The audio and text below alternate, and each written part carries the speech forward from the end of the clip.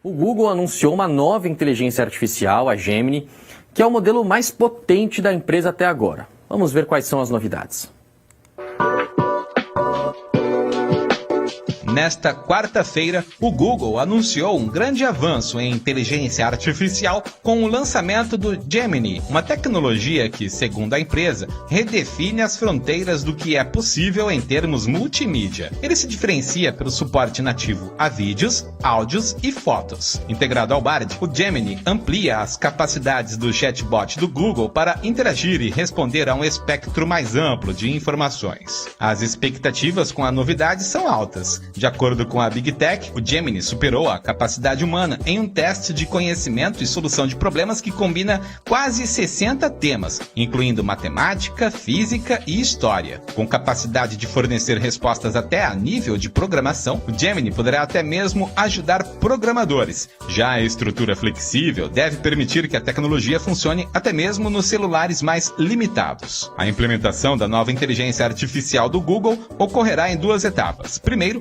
o Bard será atualizado com o Gemini Pro, seguido pelo lançamento do Bard Advanced em 2024, que utilizará o modelo Gemini Ultra, maior e mais poderoso, voltado para tarefas altamente complexas. A atualização inicial estará disponível em inglês em mais de 170 países, com planos de expansão para outros idiomas e regiões. Hoje é quarta-feira, dia da coluna Olhar do Amanhã. Solta a vinheta.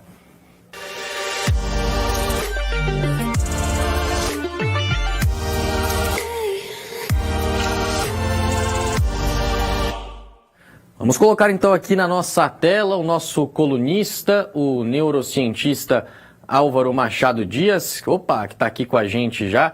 Deixa eu colocá-lo em tela cheia. Opa, doutor. Tudo bem com você? Tudo bem. Estou um pouco improvisado isso, mas pronto para a gente. A gente vai ver se a gente consegue corrigir um pouquinho só o seu áudio, porque tá um pouquinho, não sei aí. Claro, a gente tem essas vítimas de São Paulo, né, pessoal? Às vezes a gente acaba ficando preso aí nessa correria. Quem sabe a inteligência artificial um dia dê um jeito nisso. Mas a gente vai só depois checar se o seu áudio de fato está tudo ok. Então vou fazer a primeira pergunta que a gente já testa, né? Quem sabe faz ao vivo, vamos ver. Bom, queria então, o Google anunciou a Gemini, como a gente viu há pouco. E aí, doutor, eu queria que o senhor fizesse um panorama geral, né, da Gemini, se ela traz alguma coisa de novo em termos tanto em relação à concorrência quanto para o dia a dia do usuário. Tá bom, veja se o áudio está legal. Perfeito, agora está ok. Ótimo. Então, assim, a principal diferença do Gemini em relação ao modelo GPT da OpenAI é que ele é multimodal por design. Quer dizer, a arquitetura dele começa sendo multimodal. O que isso significa? Que ele tem um desempenho muito superior em vídeo, na tradução, por exemplo, assim, na interpretação de conteúdos em vídeo, no uso de prompts para a construção de música ou qualquer outro tipo de estímulo que não seja textual, na capacidade de integrar, de computar gráficos junto com palavras e assim por diante, formando, sabe, um entendimento comum dessas coisas. Então, ele tem realmente aí uma vantagem, né, de acordo com o benchmark, né, com os testes apresentados pelo Google, relevante nisso. Ele também tem uma vantagem, de acordo com esses testes, na capacidade de raciocinar, vamos dizer assim, de processar, usando o paradigma da racionalidade, né, os axiomas da racionalidade, ou seja, dedução, indução e os processos lógicos dentro disso, todo tipo de conteúdo que envolve assuntos acadêmicos, por assim dizer, tá? Então, tem um grande teste acadêmico que mede a habilidade das pessoas de passarem de uma coisa para outra, como se fosse um grande vestibular de todas as áreas, e ele vai melhor do que o ChatGPT. Isso provavelmente tem a ver com o uso de algum algoritmo de planejamento de rotas, alguma coisa assim dentro dele, na linha do que a gente falou semana passada sobre o Q-Star. Quer dizer, o Gemini, sobretudo na sua versão mais poderosa, tá? Ele foi lançado em 3 versões, ele tem provavelmente algo além do Transformer, que é a arquitetura de base do ChatGPT, o que dá essa diferença. E com a chegada do Gemini, claro, a gente ainda não viu, né, muito do Gemini em ação, o ChatGPT, o GPT-4, né, está no mercado há muito mais tempo, mas você acha que o Google agora vem para ser o principal competidor, se já não era, da OpenAI com o ChatGPT? Eu não tenho nem dúvida. Eu acho que essa é a ideia. O Google estava numa posição bastante desconfortável.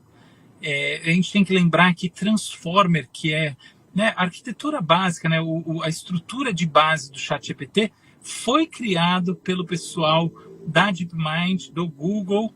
Então, tem uma dor especial em você ser ultrapassado no seu próprio jogo. Tem uma outra coisa que é o seguinte: o Google sempre foi, né, a missão do Google, segundo eles mesmos, é juntar toda a informação do mundo e torná-la acessível para as pessoas. Então, o Google sempre foi o grande manancial de informação do mundo, e a informação é o que é necessário para treinar os modelos, né, os algoritmos. Então, nesse sentido, também era meio amargo. Eu acredito, portanto, que o Google está vindo com força para competir. E tem um ponto que eu acho que a gente tem que ter noção, assim, que é, na minha visão, muito, muito importante, e que tem a ver com o fato do Gemini ser lançado em 3 versões. Olha só, a versão mais leve do algoritmo, ela vai pilotar os celulares do Google. Então, assim, a gente vai ter aí uma nova geração de Siris e Alexas, etc. e tal, finalmente inteligente. Isso está começando com o Gemini, é uma coisa que eu não vi ninguém ainda repercutir, mas você pode ter certeza que vai ser o caso. Isso tem uma importância brutal, porque os celulares estão na mão de bilhões de pessoas no mundo. Então a gente não está falando simplesmente de quem entra para acessar um programa ad hoc, né, entra de acordo com as suas necessidades na internet, mas sim do dia a dia dos assistentes virtuais na mão de todas as pessoas, ou de boa parte das pessoas do planeta. E aí, doutor, queria a sua avaliação com relação a essa concentração da inteligência artificial nas mãos de poucas empresas, pelo menos nessa dianteira, né? É claro que tem muita empresa correndo atrás, as big techs em geral correndo atrás, mas tem aí uma certa concentração. Você acha que isso é prejudicial de alguma forma ou é natural que uma tecnologia tão sofisticada acabe dependendo de empresas que estão na ponta e que empresas menores acabam utilizando essas inteligências artificiais dessas empresas e aplicando em uma área específica? Então, por exemplo, só dar um exemplo bem comum, né? Você tem uma empresa que usa o ChatGPT para fazer um chatbot para usar para os seus clientes, por exemplo. Então, como você vê essa concentração? Ela é prejudicial ou todo mundo acaba se beneficiando? Eu primeiro vou concordar com você, tá? Eu diria que assim, a tese em si é uma tese que merece reflexão. De fato, isso está acontecendo. Sabe como eu vejo que isso está acontecendo? Eu vejo no fato de que não foi liberado nenhum tipo de input, nenhuma informação sobre a natureza computacional, matemático-computacional do Gemini. Então a gente não sabe o que está sendo usado, tá? É um modelo super fechado. O ChatGPT, que começou, né, os modelos GPT começaram com uma proposta aberta, também se fecharam. Isso contrasta com o Llama, né, com o que está sendo feito pela Meta. Então é uma ironia a gente pensar, né, no mundo que a gente vive, olha que ironia, que a gente precisa esperar a próxima versão do algoritmo da Meta para entender o que está de fato acontecendo debaixo do capô dos algoritmos que estão aí na fronteira do ponto de vista da inteligência artificial. Né? Curioso demais, né? Porque nunca foi a visão que a gente teve da Meta, mas agora é isso nesse mundo. Então, eu concordo com você, ainda que justamente esse caso da Meta represente uma exceção bem interessante. Agora, se eu acho a concentração de mercado negativa, eu vou dizer para você que toda concentração de mercado é negativa. E essa talvez seja particularmente negativa, mais negativa que a média. Por quê? Porque a gente está falando de tecnologias que, em última análise, podem levar à substituição do trabalho humano, elas podem levar à explosão dos deepfakes, na verdade já está levando, né? Vamos ser bem sinceros, ela pode ser muito mais prejudicial do que já está sendo, ela tende a produzir vantagens econômicas assimétricas no mundo, ou seja, gente que se beneficia muito e gente que não se beneficia nada ou quase nada. Então, nesse caso, é particularmente sensível à questão, sim, da concentração de mercado, da concentração global na mão de algumas empresas. Um ponto final sobre isso é que essa concentração ela acaba sendo, numa outra esfera que não é essa do consumidor, também uma concentração estratégica geopolítica. Tá? Então a gente tem aí os Estados Unidos e a China correndo muito, investindo, sabe? São questões de interesse de Estado ter algoritmos poderosos. E todo mundo que não está, enfim, nesses dois polos andando atrás. Então eu acho que também nesse sentido vai muito nessa direção que essa concentração não está no melhor interesse da humanidade e não está no melhor interesse dos brasileiros, sem a menor dúvida. Perfeito. E para finalizar, doutor, 2024 consegue dar aí um panorama sobre a corrida das inteligências artificiais? Devemos ter inteligências artificiais mais aprimoradas, mais presentes no nosso dia a dia, de repente uma concentração menor? Sim, minhas respostas nesse sentido são bastante precisas, não vou vir com lero-lero, não. E elas são duas grandes apostas.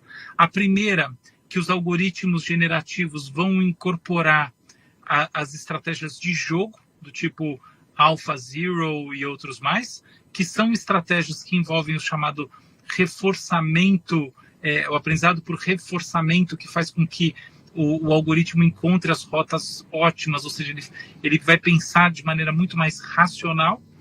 E do outro lado, ele também vai ter muito mais estratégias de busca. Busca parece uma coisa que tem a ver muito com browsers e tal, mas a busca também serve, por exemplo, para eu buscar no meu banco de dados a solução mais criativa, mais interessante para um problema. Então, na prática, eles vão se tornar ao mesmo tempo muito mais racionais e muito mais criativos.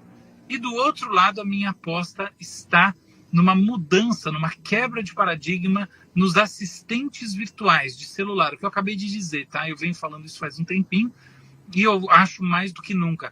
É um absurdo a gente viver uma era de inteligências artificiais tão poderosas e no celular, sabe? No celular da Apple, por exemplo, você tem um algoritmo que não consegue entender nada, a Alexa que não entende quase nada e assim por diante. Então, essa realidade tende a mudar.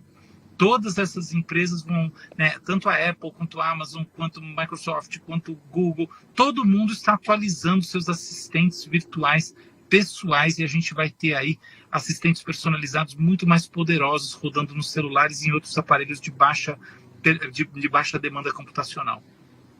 Maravilha, conversamos com o Dr. Álvaro Machado Dias, neurocientista, colunista aqui do Olhar Digital News. Doutor, sempre um prazer conversar com você e um abraço, até semana que vem. Um abraço para todos também e nos viu. Até. Até, valeu. Dr. Álvaro sempre conversando aqui com a gente às quartas-feiras, ao vivo no Olhar Digital News.